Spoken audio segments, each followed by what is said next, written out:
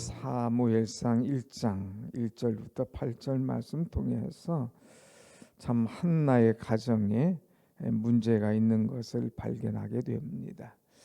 그 평범한 가정에, 그 살만한 가정에 왜 하나님께서 문제를 주셨을까?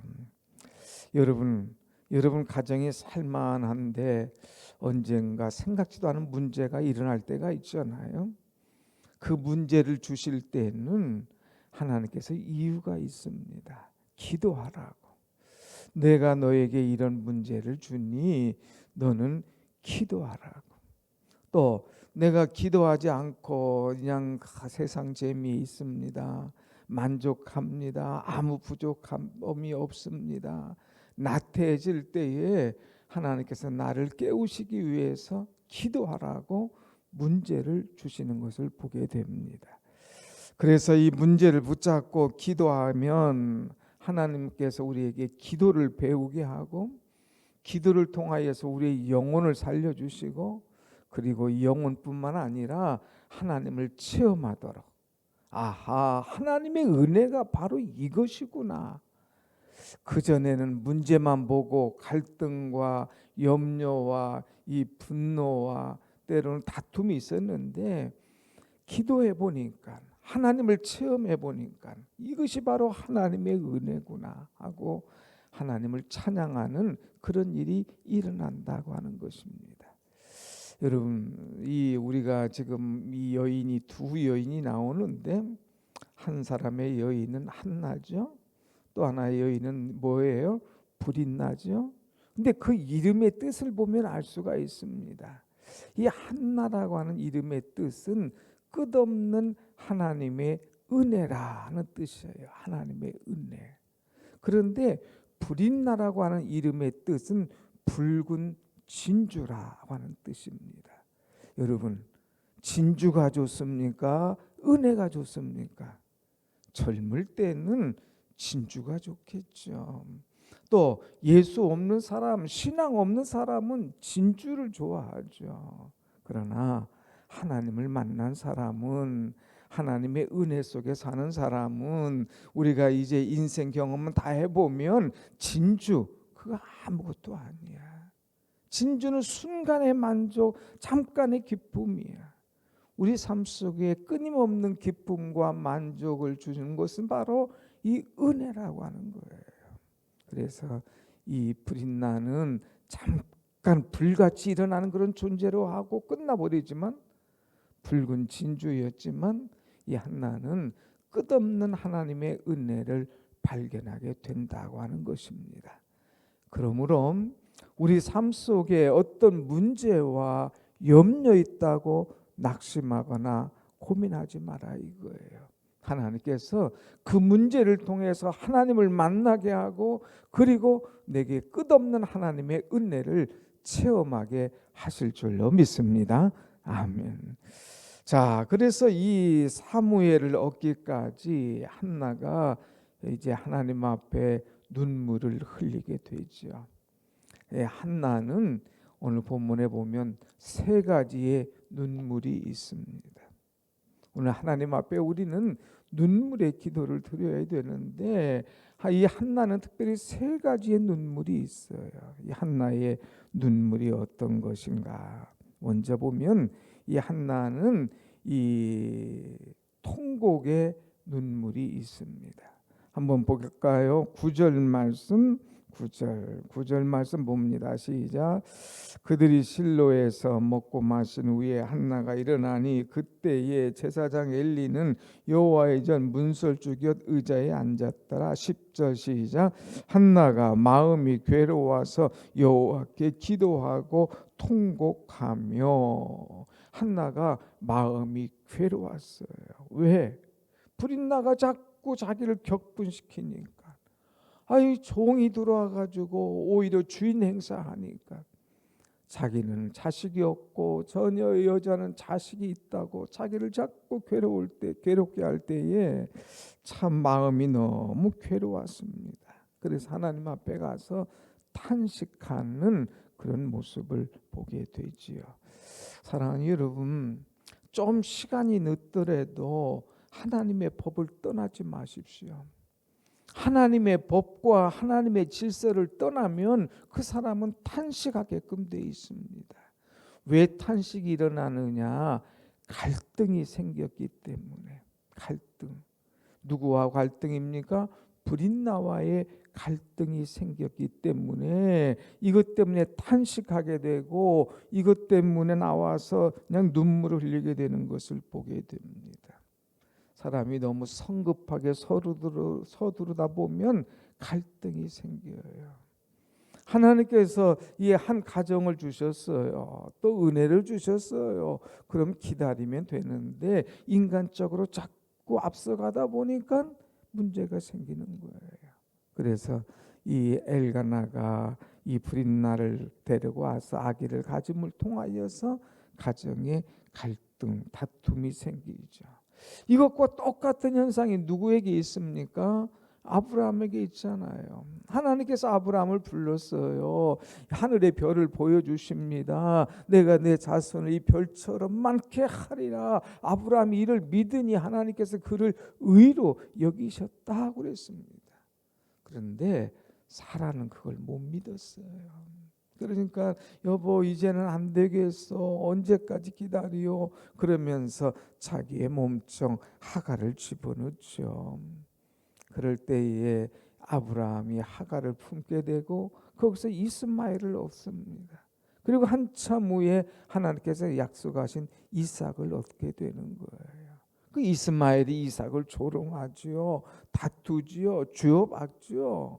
또 하갈도 종이 주인 노릇하죠. 그러니까 서로 간에 갈등이 생기는 거예요.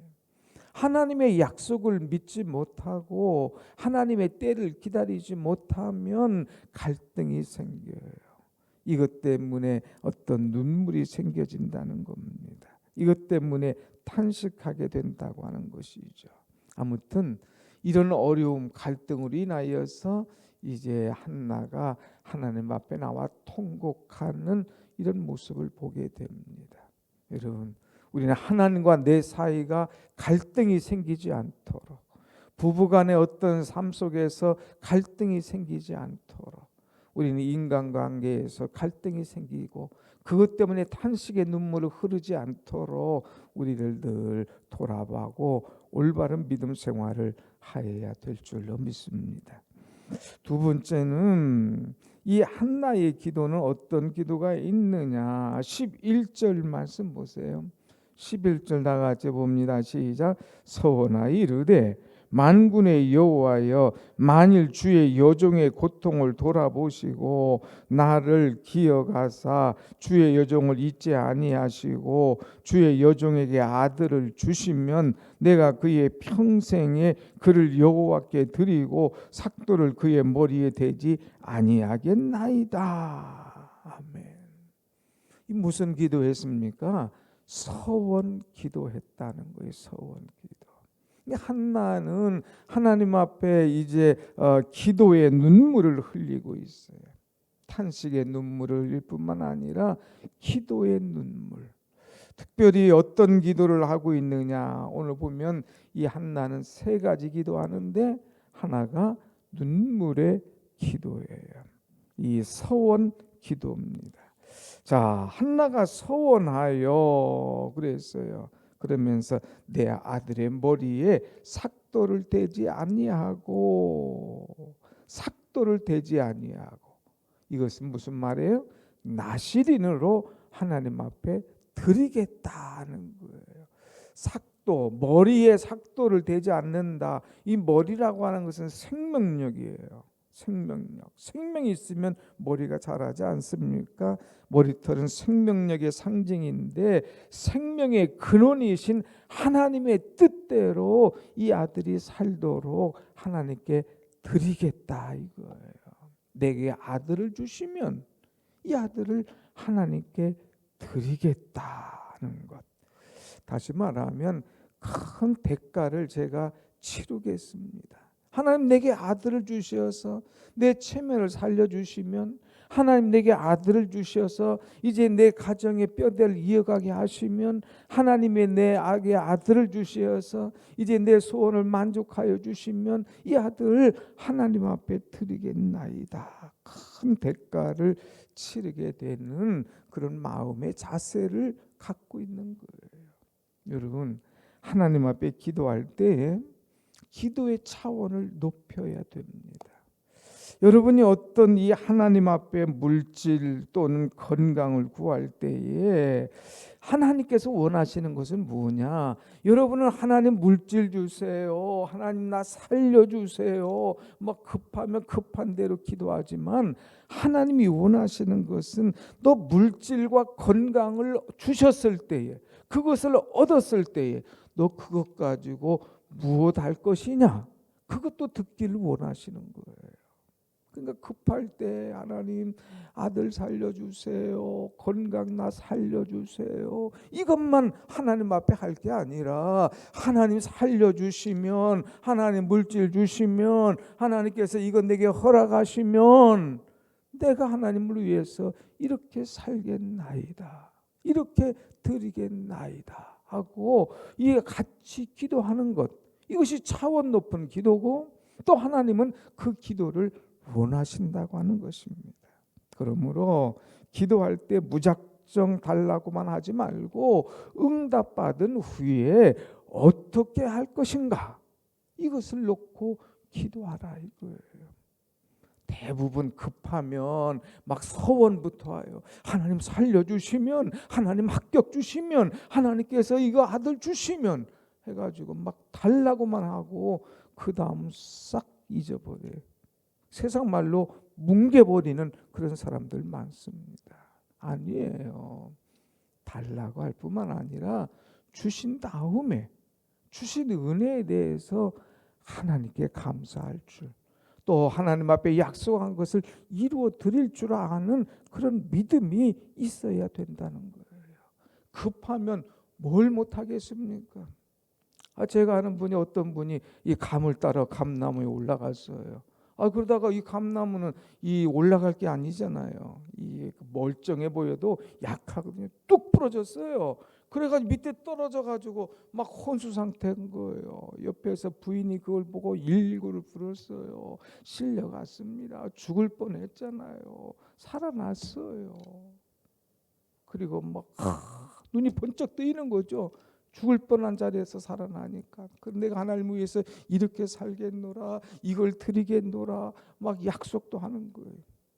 시간 지나니까 다 뭉개버리는 거예요. 잊어버리는 거예요. 내가 언제 그 얘기했냐, 내가 언제 그 약속했냐, 이거예요. 그냥 끝나버리더라고요. 하나님 그거 기뻐하지 않으신다 이거예요. 여러분, 하나님 앞에 약속한 것, 서원한 것 지켜야 되는 거예요. 그래서 늘 말씀드리지만 서원은 함부로 하지 마라. 그러나 정말 하나님 앞에 기도할 때에 서원하면서, 하나님 내게 이것 주시면, 내가 인간의 방법으로 얻을 수 없는 겁니다. 인간의 방법으로 이것을 내가 취할 수 없는 겁니다. 그렇게 기다렸던 아들 없었잖아요. 인간적으로 방법이 없는 거예요. 근데 하나님께서 주시면, 하나님께서 허락하시면 내가 하나님 앞에 드리겠나이다. 2차원적인 그런 기도를 드리는 것을 보게 됩니다. 이렇게 서원 기도 드리고요. 그 다음에 한나는 또 어떤 기도를 드리느냐 하면은 간절한 기도를 드립니다. 그래서 12절 말씀 보면, 12절, 이제 그가 여호와 앞에 오랫동안 기도했다. 얼마나 기도했는지 간절하게 오랫동안 기도했습니다. 또 그냥 간절하게 하는 모습이 어디에 또 나오냐, 14절, 얼마나 기도를 했는지 엘리 제사장이 보니까 그가 취한 줄 아는 거예요. 그래서 내가 언제까지 취하여 있겠느냐, 포도주를 끊어라, 막 포도주 마신 것 같이, 취한 것 같이 하나님에 푹 빠져서 막 계속 끊임없이 막 오랫동안 기도할 때에 이제 이 엘리가 취한 줄로 생각할 정도로 하나님 앞에 간절하게 기도하는 것입니다. 또 한나의 기도는 어떤 기도였느냐? 이 세 번째는 믿음의 기도예요. 믿음의 기도. 그래서 이래 하나님 이 엘리에게 내가 취한 것이 아닙니다. 우리 집 사정이 이렇습니다. 이래서 원통과 격분함이 많아서 제가 하나님 앞에 나와서 마음을 토해놓고 기도하는 것입니다. 그러니까 17절 엘리가 대답하여 이르되 평안히 가라. 이스라엘 하나님이 내가 기도하여 구한 것을 허락하기를 원하노라. 18절 이르되 당신의 여종이 당신께 은혜 입기를 원하나이다 하고 가서 다시 먹고 얼굴에 다시는 근심빛이 없더라. 그랬어요. 그 평안히 가라. 하나님께서 내가 기도한 것 허락하시기를 원한다. 주의 종이 얘기할 때에 가서 먹었습니다. 또 가서 은혜 입기를 원합니다. 또 가서 얼굴에 다시는 근심빛이 없었습니다. 이것은 뭐예요? 믿음 있는 거예요. 믿음. 가라. 믿음으로 돌아가는 거예요. 올 때는 근심과 분노와 원통의 빛을 가지고 왔는데 돌아갈 때는 기쁨과 은혜로 돌아가는 것을 보게 돼요. 믿음의 기도를 드리죠. 그래서 한나의 기도는 서원 기도, 간절한 기도, 믿음의 기도예요. 자, 그런데 이번에는 이렇게 기도를 드릴 때에 19절 보십시다. 19절 나같이 그들이 아침에 일찍 일어나 여호와 앞에 경배하고 돌아가 라마의 자기 집에 이르니라. 엘가나가 그의 아내 한나와 동침하며 여호와께서 그를 생각하신지라. 믿음을 갖고 돌아갔을 때에 하나님께서 그를 생각하셨어요. 태문을 열어주셨어요. 20절 한나가 임신하고 아들을 낳음에 사무엘이라고 그랬어요. 그래서 하나님의 은혜를 잊지 않기 위해서 내가 여호와께 그를 구하였더니 하나님께서 이 아들을 주셨다. 그래서 이름을 사무엘. 하나님께 구하였더니 주셨더라. 사무엘입니다. 보통 여기까지면 끝이죠. 참 기도로 얻은 아들 얼마나 귀합니까? 그런데요, 오늘 이 한나는 탄식의 눈물을 하나님 앞에 드리고요, 이 한나는 이제 기도의 눈물을 하나님 앞에 드리고요, 이 한나는 정말 중요한 것이 뭐냐? 헌신의 눈물을 하나님 앞에 드린 여인입니다. 헌신. 자, 이게 무슨 말일까? 이 당시에 아기를 낳으면 이제 하나님 앞에 나아지 때가 되면 데려가서 서원제를 드리고 이제 하나님 앞에 결례를 행하는 것이 이 당시의 일입니다. 그런데 이제 남편이 이제 올라가고 다 올라갈 때에 한나는 올라가지 않았어요. 당신 왜 안 가? 아기 낳았으면 하나님 앞에 감사하러 가야지. 예, 갑니다. 그런데 젖되기까지 기다리겠습니다. 우선 가서 감사하고 우선 가서 예배가 나는 중요하지 않고 하나님에게 약속한 건 나는 드리겠습니다. 그래서 아기가 젖되기까지 얼만큼 2년 젖되기까지 기다렸어요. 그리고 젖이 떨어지자마자 그 애를 데리고 하나님 앞에 나가는 거예요. 그리고 이 엘리에게 이제 딱 맡기는 겁니다. 그래서 거기 보니까 젖되기까지 기다렸다가 24절 수소 3마리 밀가루 1에바 포도주 1가죽부대를 가지고 여호와의 집에 나가서 그를 하나님 앞에 같이 드리는 거예요. 그리고 나는 내 주께 기도하여 구한 바를 하나님께서 내게 허락하셨기 때문에 내가 하나님 앞에 헌신한 대로 28절 같이 봅시다. 28절 그러므로 나도 그를 여호와께 드리되 그의 평생을 여호와께 드리나이다 하고 그가 거기서 여호와께 경배하니라. 여러분, 애 낳은 지 2년 만에 그 아기를 젖되기까지 기다렸다가 그를 안고 가서 하나님 앞에 탁 드리는 거예요. 엘리에게 드리는 거예요. 이 아기 하나님께서 주셨으니, 하나님께 내가 약속했으니 하나님 앞에 드립니다 하고 탁 맡겨버리는 거예요. 그리고 돌아올 때에 그 한나의 가슴이 얼마나 찢어지겠습니까? 얼마나 아프겠습니까? 얼마나 눈물이 펑펑 나오겠습니까? 하나님 앞에 약속해서 드리긴 드리죠. 이 2달, 2년 된 이 핏덩어리 같은 거 하나님 앞에 드리고 올 때에 사랑 정말 제정신인 엄마라면 가슴이 찢어지지 않겠습니까? 이야기를 맡기고 올 때.